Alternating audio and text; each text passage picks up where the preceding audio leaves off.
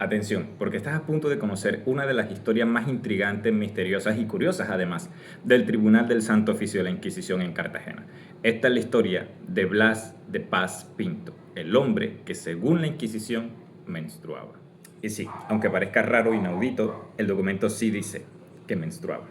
Lo primero que hay que tener en cuenta en el caso de Blas de Paz Pinto es que, primero, era originario de Portugal, no era de aquí de Cartagena. Segundo, estaba aquí en Cartagena, pero en calidad de médico cirujano. Tercero, se hacía pasar por un fiel devoto católico e inclusive trabajaba arreglando altares también dentro de algunas iglesias de la ciudad. Cuarto, pese a lo anterior, realmente era judío judaizante y además en su casa se reunían otras personas que vivían también cerca de él para realizar el rito de la religión judía.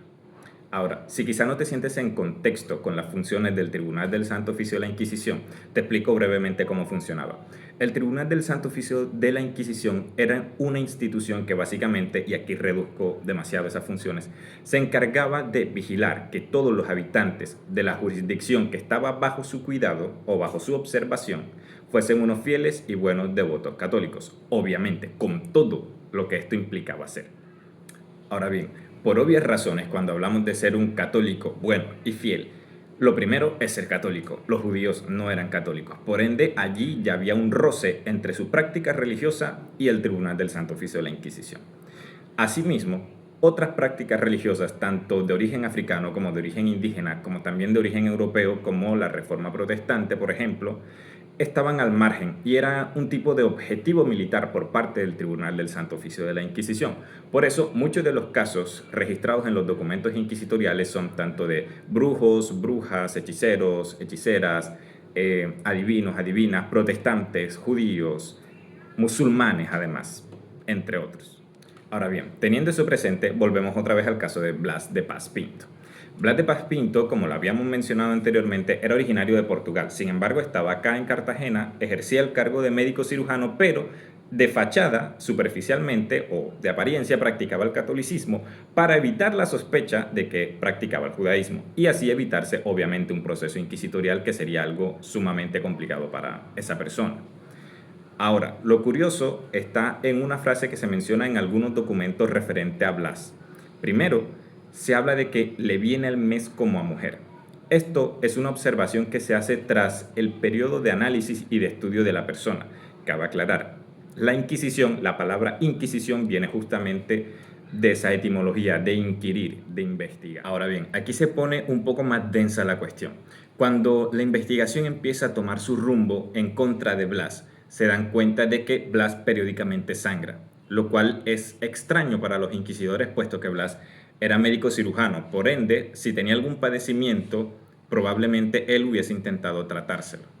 Ahora, actualmente muchos historiadores e investigadores han tratado y han discurrido acerca de qué tenía realmente Blas.